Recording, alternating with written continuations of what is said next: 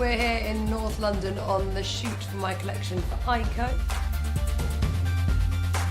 I am an eyeliner fanatic. When I discovered the Eyeko eyeliner, I was like, this is it. This is the one that works. Okay, so we're doing a very definitely 60s look. You're going to be sick of the 60s by the end of the day.